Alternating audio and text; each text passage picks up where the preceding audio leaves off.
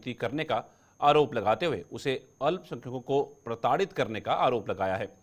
PDP ने भारत की तुलना बांग्लादेश से करते हुए ये आरोप भी लगाया है कि जिस तरह बांग्लादेश में अल्पसंख्यकों को प्रताड़ित किया जा रहा है, वैसे ही खामियाजा हमारे देश के अल्पसंख्यक भुगतने को मजबूर हो रहे हैं।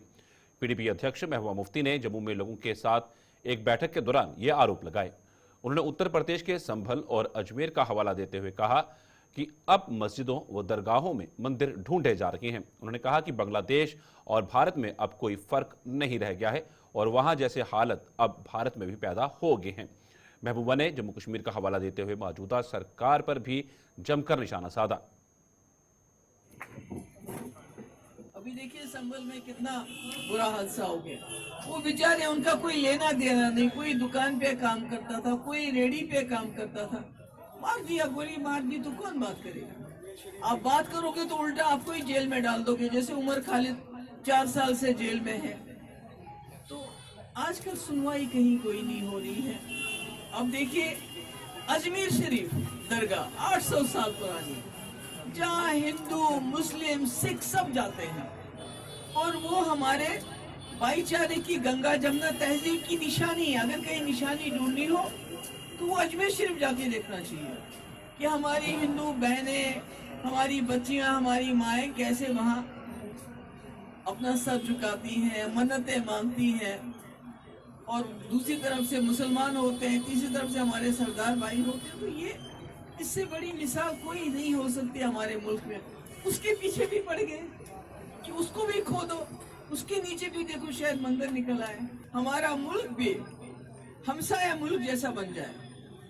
अभी देखिए बांग्लादेश में बहुत बुरा है, वहाँ हमारे जो हिंदू भाई हैं उनके साथ बड़ी ज्यादती हो रही है, जो हमने सुना है।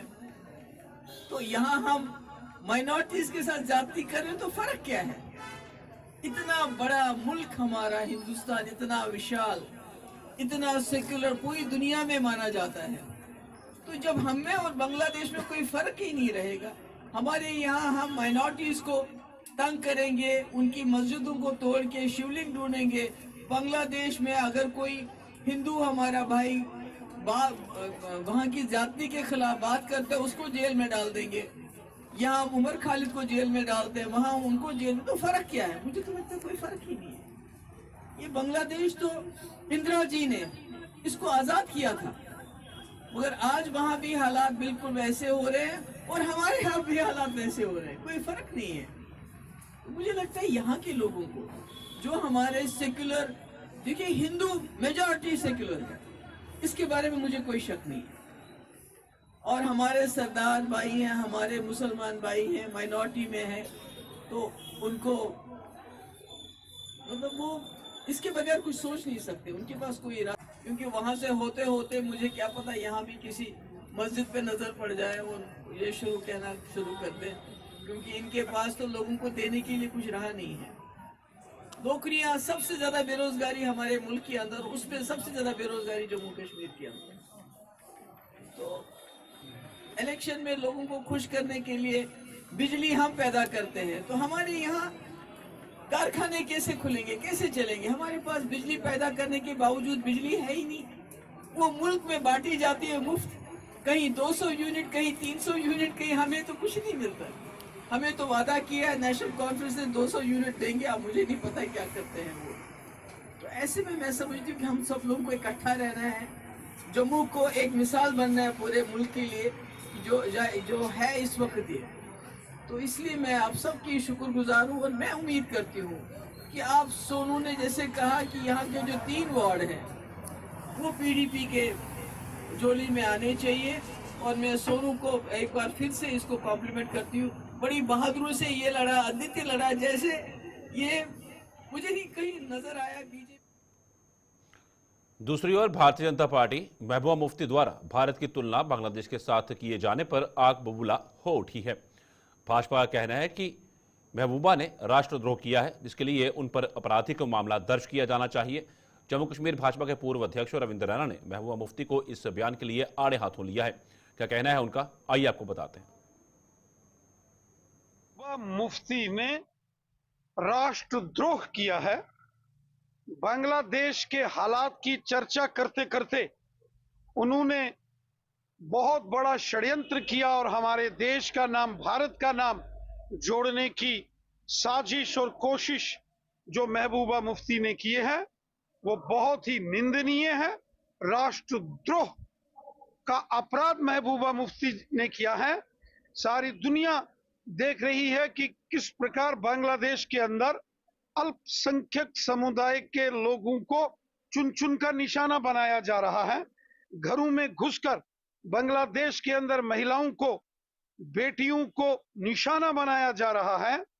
यहां तक कि बांग्लादेश के संस्थापक शेख मुजीबुर रहमान की प्रतिमा को, उनके स्टैचू को बुलडोज किया गया, खंडित किया गया और वहां की चुनी हुई प्रधानमंत्री शेख हसीना जी को 1 घंटे के अंदर अंदर बांग्लादेश से बाहर निकाल दिया गया।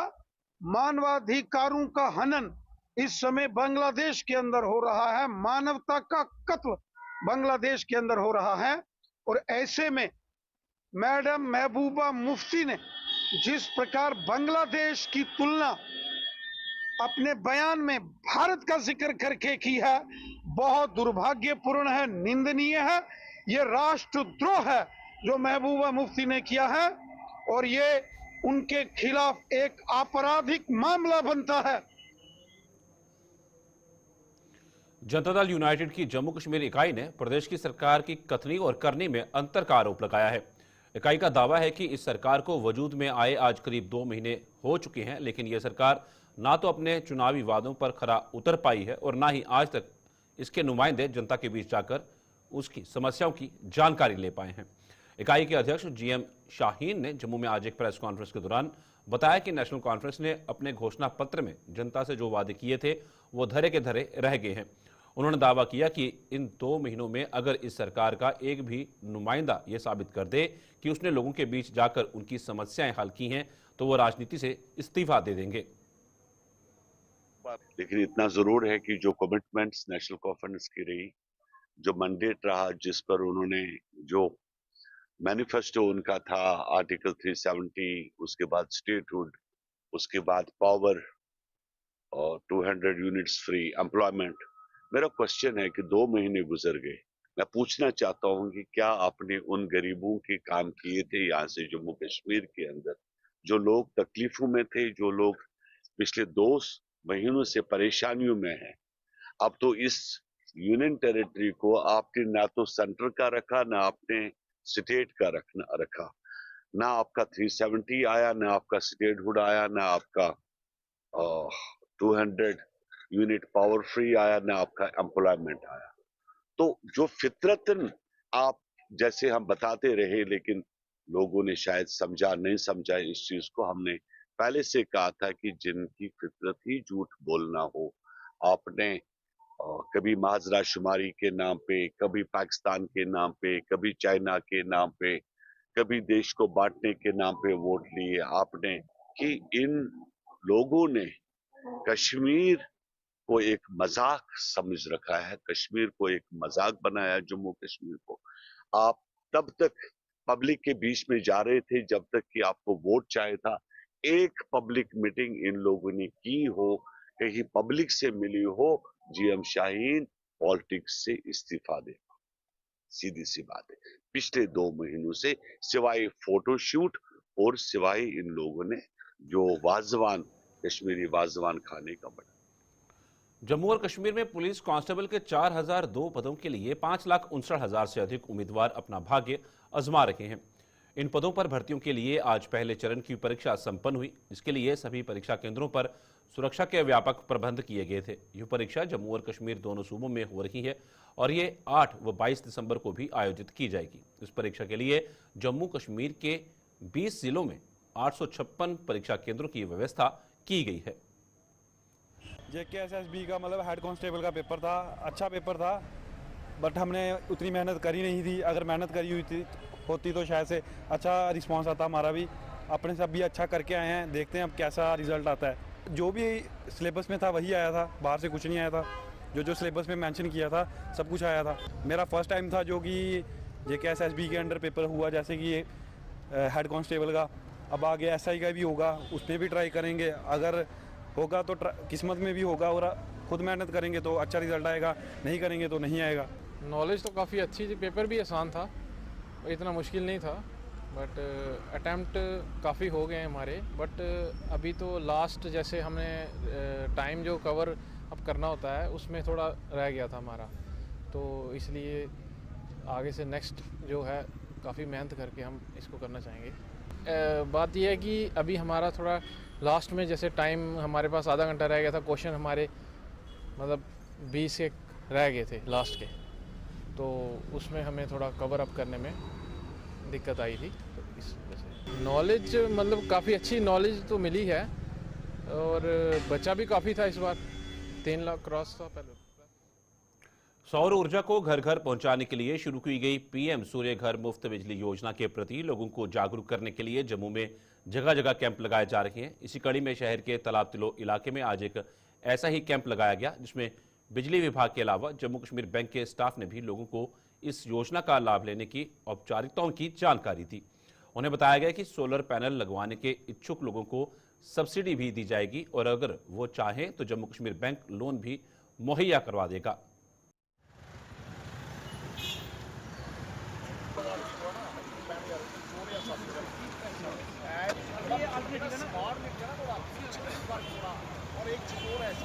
हो जाएगी, उसके बाद नेट मीटरिंग ऑन करानी होती है, आईटी ग्रीन सीड हुई है ना, और वहाँ से नेट में प्लस माइनस होगा, वही बताया, आपने कुछ नहीं करना, बस इतना ही।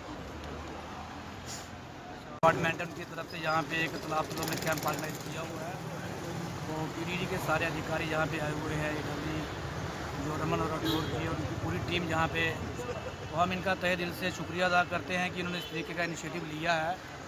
ऐसे कैंप जगह जगह ऑर्गेनाइज होने चाहिए, लोगों को सोलर एनर्जी के बारे में लोगों को जागरूक करना चाहिए। इस कैंप में लोगों को जो सोलर एनर्जी है उसके बारे में बताया जा रहा है, और उनको बताया जा रहा है कि किस तरीके से अपने घरों में इंस्टॉल करवा सकते हैं।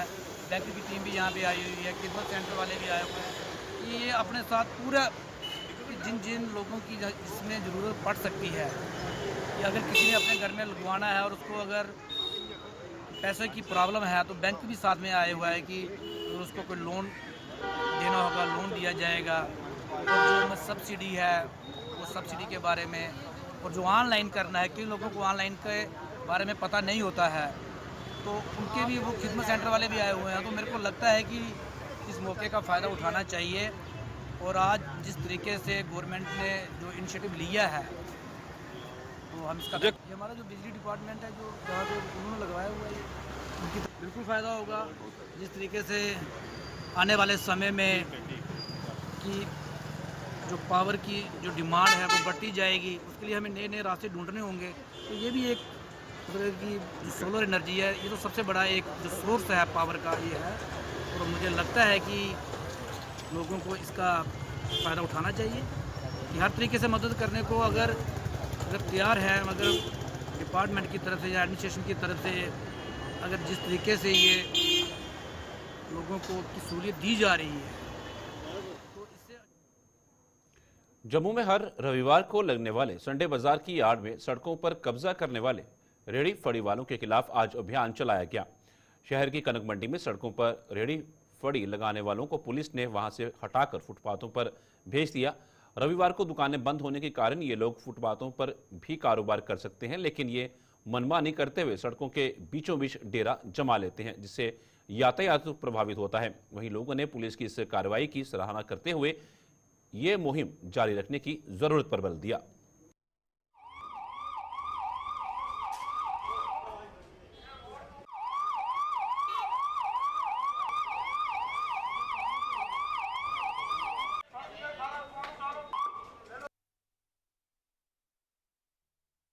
रोड को क्लियर कर दो, सारा सामान उठाओ। ये रोड क्लियर कर दो। रोड जो है ये गाड़ियां चलने के लिए, ना कि आपको सामान लगाने के लिए। ये सारा सामान उठाओ यहाँ से। ठीक कर रहे हैं अपने हिसाब से। रोड तो खुला होना चाहिए, साइड में रखना चाहिए। संडे को ठीक है, लेकिन साइड में रखना चाहिए, तब भी मतलब कोई बीमार होता सर, मतलब वो भी देखना पड़ता है। मतलब रास्ता ठीक होना चाहिए। किसी वक्त भी हादसा हो सकता है, क्योंकि कोई भरोसा नहीं होता है, मतलब अचानक कोई बीमार हो जाता है। अगर साइड में बैठेंगे फायदा होता है लोगों को, लेकिन अलग है ना, इसके लिए मंडी तो अलग है, जगह तो अलग है, रास्ते पर थोड़ी। केएस एडमिशन सोसाइटी ने नीट और CEUET की परीक्षाएं देने के इच्छुक विद्यार्थियों की सुविधा के लिए एक ऐप लॉन्च की। इस ऐप को आज जम्मू में भी लॉन्च किया गया और लॉन्चिंग के अवसर पर कई शिक्षाविदों के साथ साथ बच्चों के अभिभावकों को भी इसकी जानकारी दी गई। इस ऐप के जरिए विद्यार्थी नीट और CUET की तैयारी कर सकेंगे ताकि वो इन इम्तिहानों का पड़ाव पार कर सकें।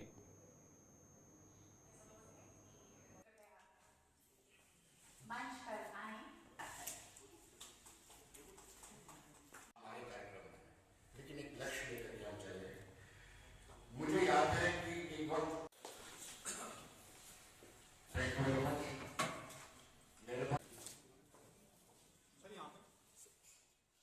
हमारी ये जो केएस एडमायर वाले हैं, इन्होंने एक ऐप आज लॉन्च करने जा रहे हैं जिसमें मेन एक्यूट पे ज़्यादा ध्यान दिया जा रहा है और मिनिमम इसमें फ़ी रखी गई है जिसमें 8,000 सिर्फ फ़ी रखी गई है।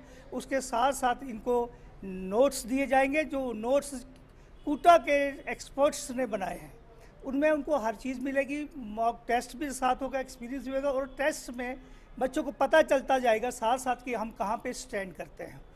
तो उसके साथ साथ नीट का जो एग्ज़ाम है वो उसकी भी तैयारी के लिए नया ऐप बनाया गया है जिसमें 1,000 से ज़्यादा क्वेश्चंस हैं और टाइम टू टाइम ऑनलाइन ये जो सारा सिस्टम चलेगा। बच्चों की स्कूलिंग कोई डिस्टर्ब नहीं होगी, जो टाइम बच्चा चाहेगा 24 आवर्स ये ऐप चलने वाला है। किसी को अगर 10 बजे बात करनी है 10 बजे, किसको रात को 8 बजे चाहिए 8 बजे चलेगा। तो बच्चे की सहूलियत दे के इस ऐप की आज लॉन्च की जा रही है। तो होपफुल है कि जम्मू कश्मीर के जो लोग हैं इसमें ये फ़ायदा उठाएंगे और ख़ासकर हम पर्टिकुलरली एजुकेशन लाइन के जो लोग हैं, हम चाहते हैं कि बच्चे सफ़र ना करें, बच्चे सड़कों में ना आए, बच्चों को पूरी अवेयर हो जाए। गवर्नमेंट अवेयर लोगों को बताए बगैर ही रूल लागू कर देती है, तो उसको देखते हुए ये ऐप आज लॉन्च किया जा रहा है। फिलहाल हम 2 ऐप ही लॉन्च कर रहे हैं, इसके बाद टाइम टू टाइम नेक्स्ट दूसरे टेस्ट के लिए भी ऐप जारी किए जाएंगे। तो आज हमें उम्मीद है कि क्योंकि हेड ऑफ इंस्टीट्यूशन काफ़ी आए हुए हैं, वो अवेयर होंगे, आगे बच्चों को अवेयर करेंगे।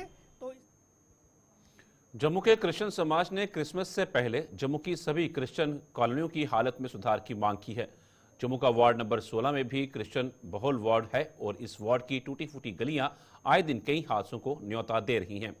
बड़े बुजुर्गों के साथ साथ 2 पहिया वाहन चालक भी उबड़ खाबड़ गलियों का खामियाजा भुगतने को मजबूर हो रहे हैं। स्थानीय लोगों के मुताबिक इस वार्ड में स्ट्रीट लाइटों का भी इंतजाम नहीं है और गलियों की बदतर हालत व यहाँ की साफ सफाई में सुधार लाने के लिए नगर निगम कोई कदम नहीं उठा रहा है।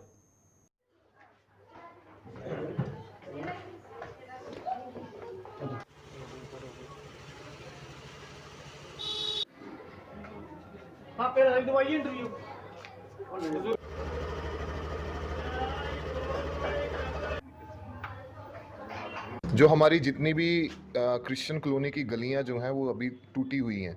सो हमने पिछले दिनों में ये रिक्वेस्ट अपने कमिश्नर साहब से भी की थी, लेकिन अभी तक कोई भी काम शुरू नहीं हुआ है। अभी हमारा क्रिसमस सीज़न जो है वो आने वाला है, क्रिसमस आने वाला है। सो मेरी आपके माध्यम से कमिश्नर साहब को एक रिक्वेस्ट है कि हमारी जो यहाँ पर टूटी हुई गलियाँ हैं उनको जल्दी से जल्दी रिपेयर किया जाए। धन्यवाद। कब से ये समस्या आ रही है? ये समस्या काफ़ी देर से हम इससे जूझ रहे हैं। हमारी गलियां जो हैं वो बिल्कुल टूटी हुई हैं और कभी कभी चलते चलते लोग यहाँ पर गिर जाते हैं। जैसे पूरी दुनिया जो है वो क्रिसमस 25 दिसंबर को मनाती है, तो अभी बस जैसे आज 30 नवंबर है, कल हमारा दिसंबर मंथ शुरू हो जाएगा।